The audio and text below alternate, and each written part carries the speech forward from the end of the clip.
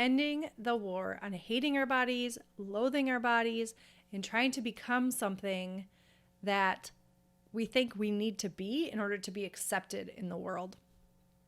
I didn't even know how much this was a part of my story until the Lord started revealing different layers of it to me.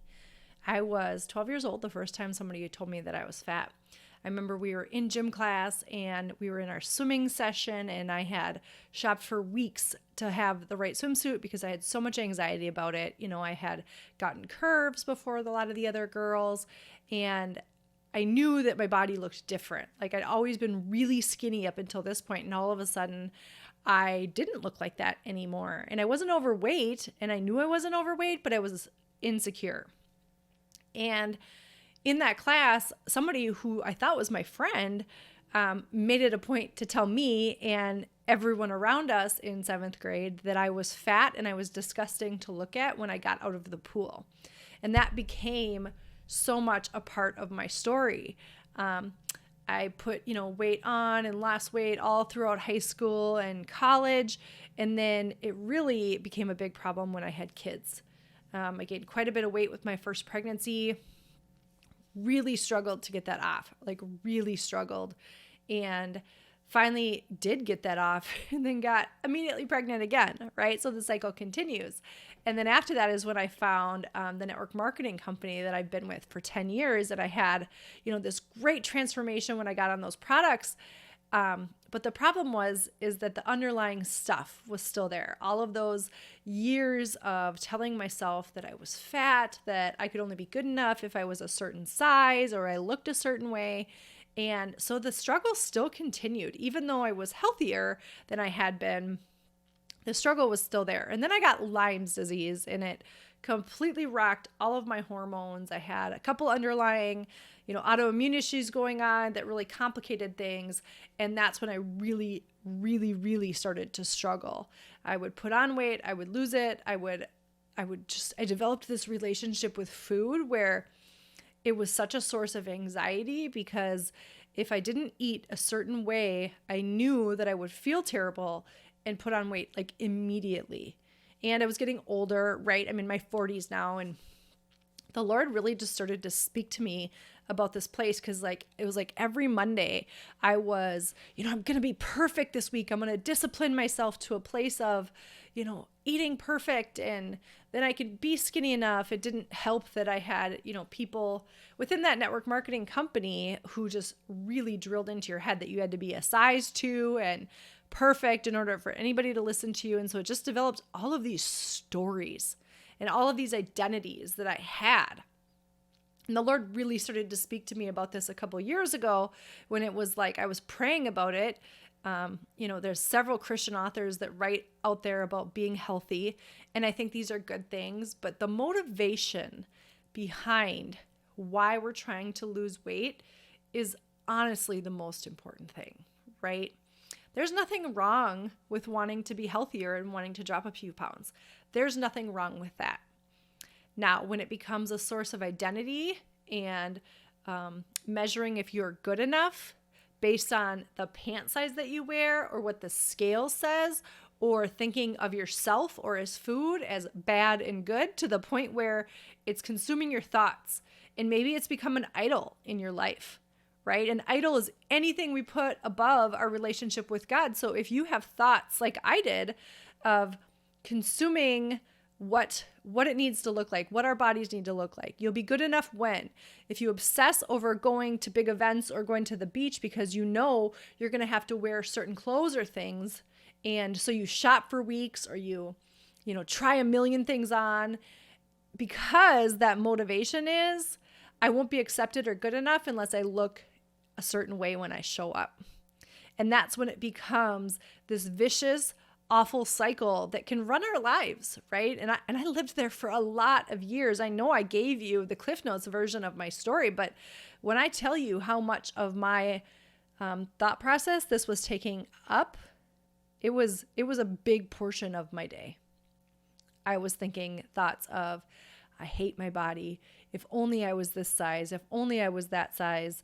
I had myself convinced that I would be more successful in business. I would have more friends. Like my marriage would be better. Like all of those things. Like it was running my life. And I know that I'm not the only one because I've heard your stories, right? So I'm here to tell you there's hope. There's so much hope in this area. And at a time when diet culture is probably at its highest for the whole year, new year, new you, get your bikini ready body, get ready by summer. Like, again, there's nothing wrong with wanting to make changes and be healthier, but the motivation behind it is what's key. And that's how our program is so different. It's rewriting those thought processes, those things that have become an identity, cause deep wounds, cause deep issues, right? Like I still really believed I was fat at 12 years old. I weighed 112 pounds because I had curves, and I still had that thought process in my head. I can now look back at pictures of all the way back to 12 years old, and I see myself in those pictures. And I remember the Lord bringing to my mind, like, you weren't happy with your body then. A couple years later, I'd see a picture in high school.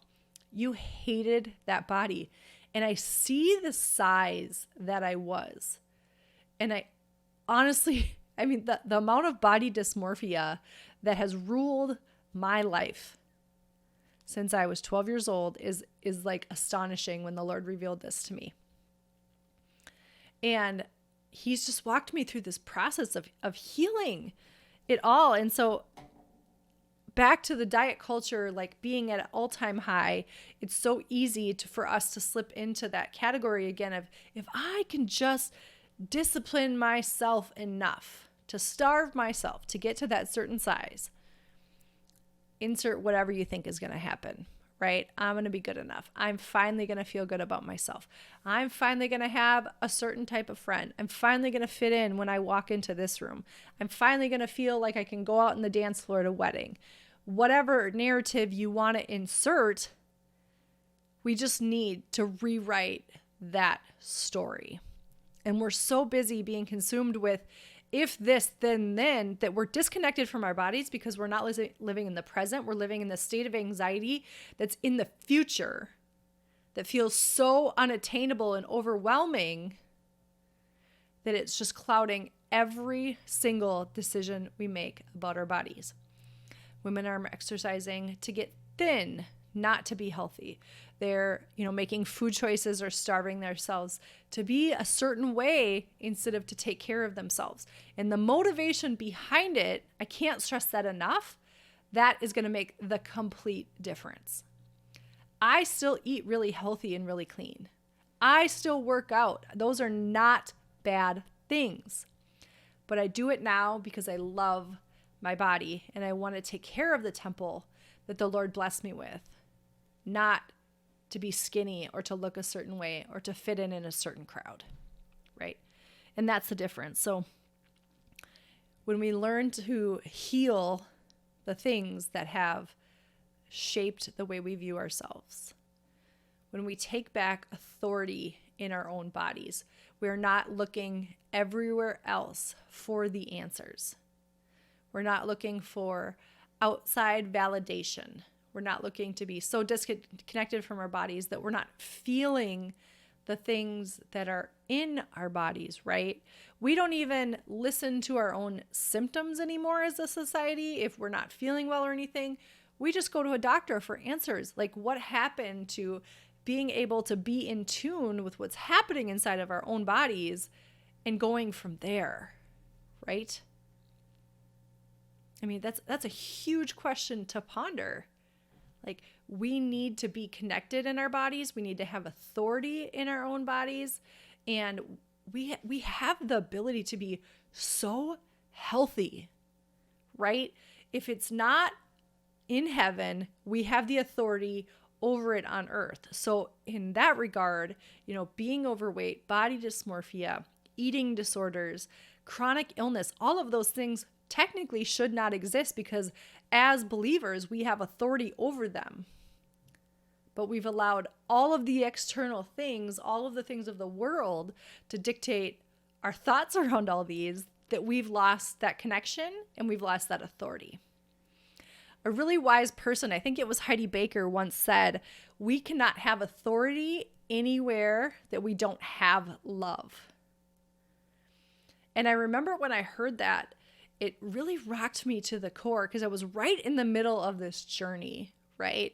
And I was learning how to unlearn some of the horrible thought patterns and curses that I'd spoken over my body. I was learning how to bless my body and take care of it from a place of love and nurturing and wanting to be healthy versus trying to fit somebody else's idea of what I thought I should be.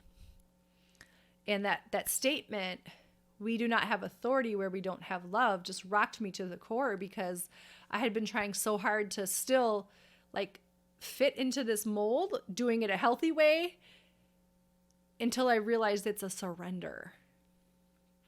It's a surrendering of all those things that we thought we knew,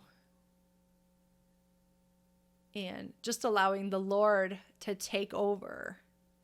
Now, there's a lot of strategies that we have in this program that allow us to just do a quick work and kind of accelerate some of this healing, so it doesn't take, years and years and years. But the enemy, if he can't keep us from salvation, what he's going to do is keep us from abundant life.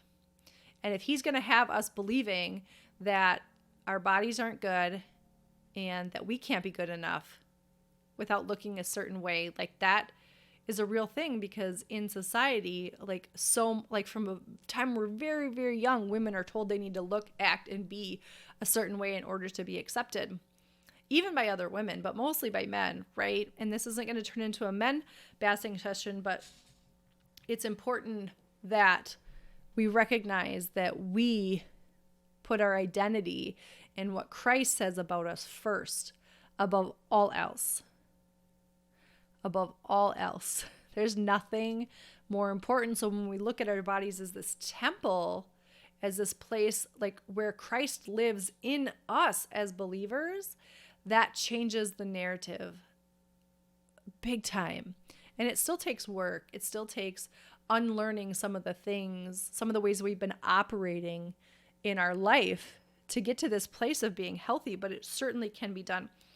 So some of the tools that we use within our program, and this isn't to sell you this program, but it's to give you hope, right? It's to give you hope in a place of peace. So habits that seem impossible to break. We have prayer strategies that we can implement that all of a sudden that pull, that tug, that seemingness of control from the outside is gone, because we allow Holy Spirit to fill its place, right? Inner healing and deliverance. Sometimes we have old wounds and traumas that have shaped our thought processes, our identities, our habits, how we show up in the world, and we can help you heal those and just walk in a higher level of freedom.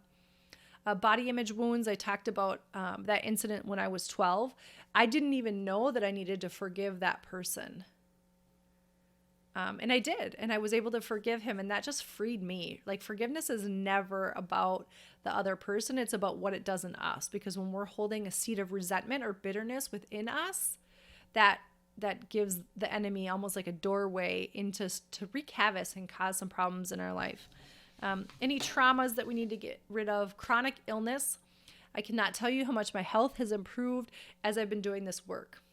I'm still on that journey. I haven't arrived yet, but I'm fully standing in the promises of God that I will be fully healed on this side of heaven. And then any generational baggage that you have. Sometimes we have chronic stuff going on that's come down in our bloodlines that we don't even know about, or we don't even know how to get rid of. And the Lord can free you from all of that. So what I want to do is just invite you in. I want to invite you into this space where we want to see you whole and healed and healthy.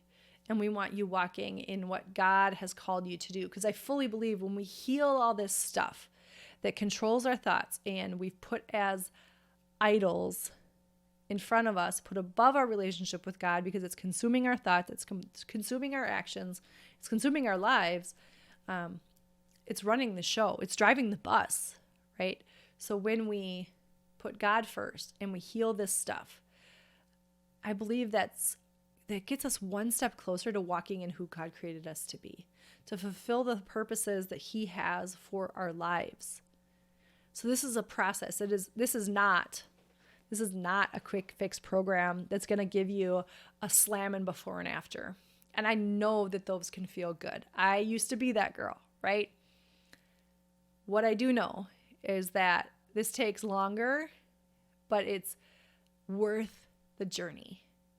It's worth the journey to heal all of those things, unlearn all of those thought processes, habits, and identities that's kept us stuck and kept us in this vicious cycle for, sometimes upwards of 30 years, like myself. So I'm inviting you in. I hope that you'll join us. We'd love to see you there. Click on the discovery link if you're following me on IG or Facebook, you can click on that discovery link to book a free consultation and just have a conversation with me to find out if we are the right fit for you, because we want to heal. We are ending the war on women hating their bodies. The Lord told me that was my mission, to go out and share this with others so that this isn't an issue anymore. I hope you'll join us.